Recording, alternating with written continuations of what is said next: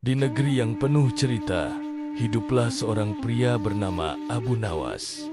Ia bukan sekadar pria biasa, kecerdikannya melegenda, dan hatinya baik luar biasa. Suatu hari, kabar buruk menyelimuti kota. Sahabat karib Abu Nawas, sebut saja namanya Budi, sedang tertimpa masalah besar. Budi, seorang pedagang jujur, dituduh mencuri perhiasan milik seorang bangsawan kaya raya. Padahal, Budi sama sekali tidak melakukannya.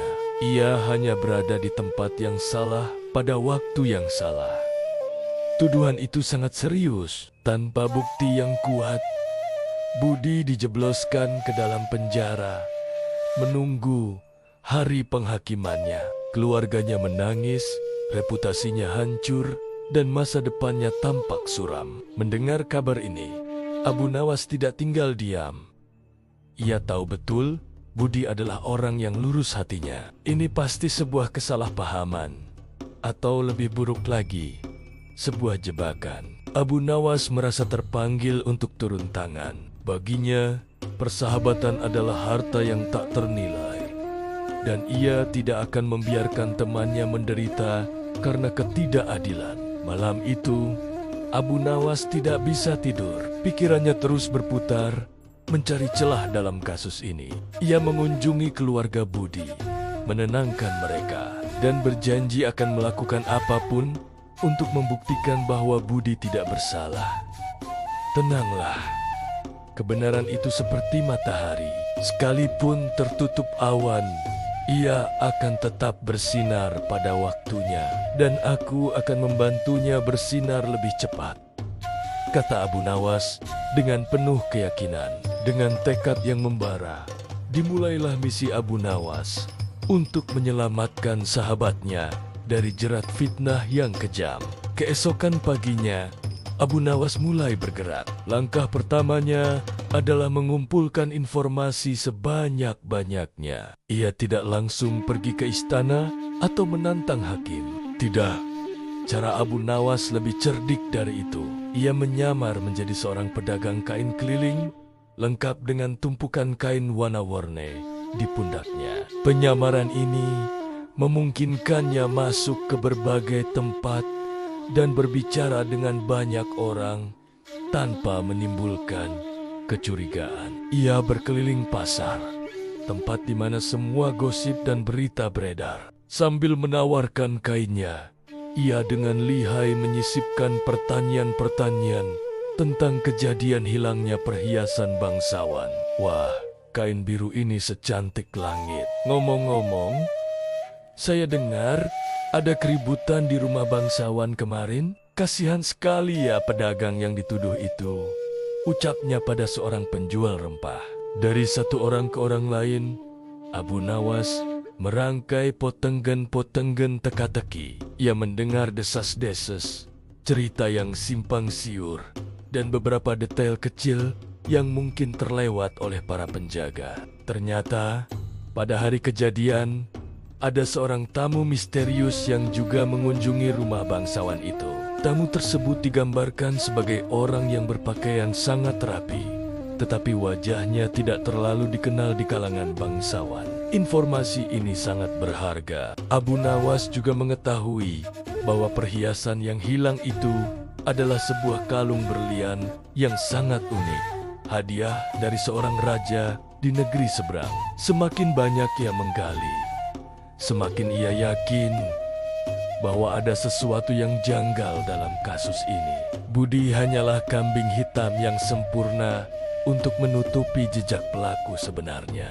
Setelah seharian berkeliling, Abu Nawas duduk di sebuah kedai teh, merenungkan semua informasi yang didapatnya. Ia mulai menyusun sebuah rencana. Rencana ini tidak hanya akan membuktikan Budi tidak bersalah, tetapi juga akan mengungkap siapa dalang di balik semua ini. Rencananya berisiko, membutuhkan ketenangan, dan tentu saja sentuhan kecerdikan khas Abu Nawas. Ia tersenyum tipis. Permainan sesungguhnya akan segera dimulai, gumamnya dalam hati. Dengan rencana matang di kepalanya, Abu Nawas menghadap raja. Alih-alih langsung membela Budi, ia datang dengan sebuah usul yang sangat unik. Ampun, Baginda Raja, hamba datang bukan untuk membantah keputusan hakim, tetapi untuk menawarkan sebuah solusi yang lebih adil dan bijaksana, kata Abu Nawas dengan hormat. Raja yang sudah mengenal reputasi Abu Nawas pun menjadi penasaran. Apa usulmu, wahai Abu Nawas? Tanya raja. Abu Nawas kemudian berkata, Baginda, kejahatan ini telah mencoreng nama baik negeri kita. Pelakunya pasti sangat licik. Bagaimana jika kita mengadakan sebuah sayembara, sebuah pesta kejujuran untuk menemukan perhiasan yang hilang? Raja mengerutkan kening. Tidak mengerti. Abu Nawas melanjutkan penjelasannya. Undang semua bangsawan, pedagang kaya, dan orang-orang terpandang di negeri ini ke istana. Katakan pada mereka bahwa Baginda ingin menguji kejujuran rakyatnya. Siapkan sebuah gentong besar berisi air di tengah aula istana. Lalu apa? Desak raja. Setiap tamu harus mencelupkan tangannya ke dalam gentong itu. Kita akan mengatakan bahwa air di dalam gentong ini adalah air kejujuran. Tangan siapapun yang telah mencuri saat dicelupkan ke dalam air akan langsung melepuh dan mengeluarkan asap. Tentu saja, ini hanya sebuah cerita, Baginda. Air di dalam gentong itu hanyalah air biasa. Jelas Abu Nawas sambil tersenyum licik. Raja mulai memahami arah pikiran Abu Nawas. Ini adalah sebuah jebakan psikologis. Siapapun yang bersalah pasti akan merasa takut dan cemas. Raja setuju. Ia melihat kecerdasan di balik ide ini dan segera memerintahkan pengawalnya untuk mempersiapkan segalanya. Undangan disebar dan berita tentang pesta kejujuran dengan air ajaib menyebar ke seluruh penjuru kota. Semua orang penasaran sekaligus sedikit takut. Apa yang sebenarnya direncanakan oleh Raja dan Abu Nawas? Hari yang ditentukan pun tiba. Aula istana dipenuhi oleh para tamu terhormat. Di tengah ruangan, sebuah gentong besar berisi air jernih berdiri dengan megah, dijaga oleh dua pengawal. Suasananya tegang.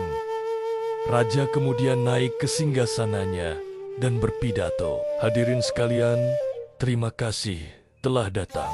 Hari ini, kita akan melakukan sebuah upacara sederhana untuk membersihkan nama baik negeri ini dari noda pencurian. Di hadapan kalian ada gentong berisi air kejujuran. Satu persatu, kalian akan maju dan mencelupkan kedua tangan kalian ke dalamnya. Jangan khawatir.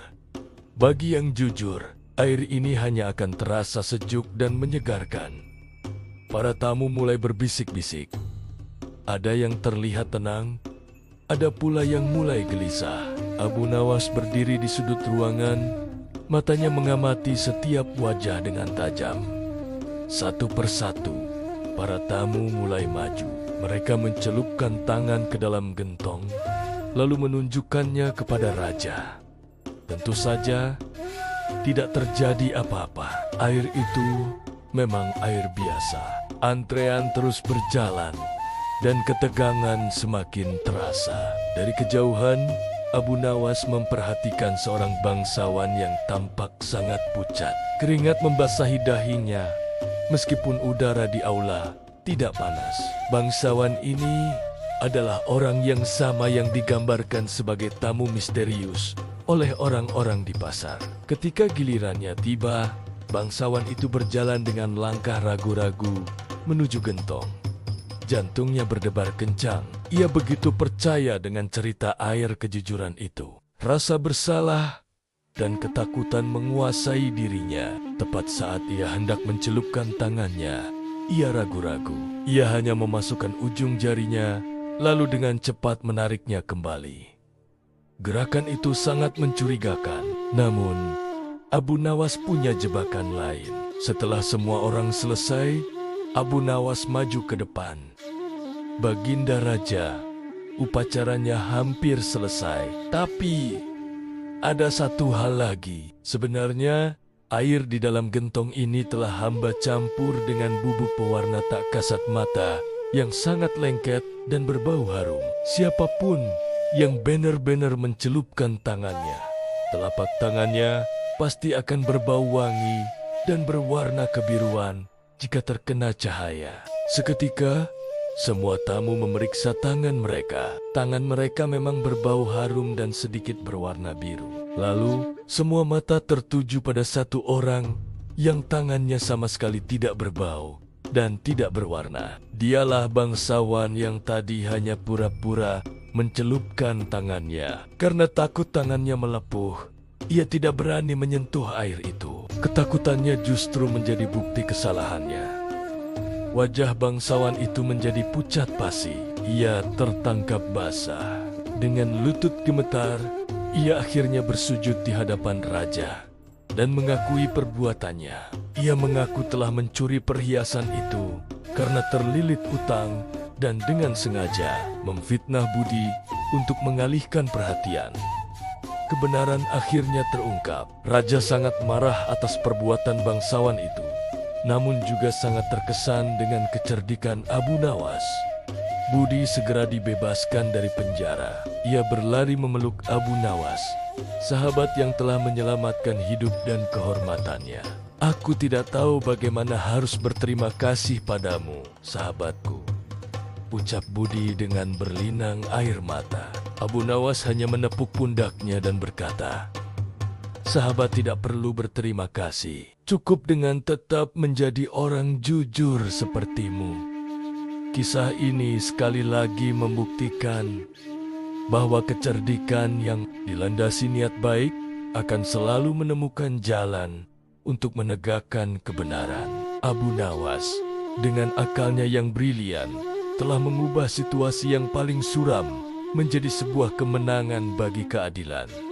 Terima kasih sudah menonton sampai akhir. Kisah Abu Nawas mengajarkan kita bahwa kecerdasan dan kebaikan adalah senjata terkuat. Jika kalian suka dengan cerita ini, jangan lupa untuk like, komen, dan subscribe ya, agar kita bisa terus berbagi kisah-kisah inspiratif lainnya. Sampai jumpa di video berikutnya.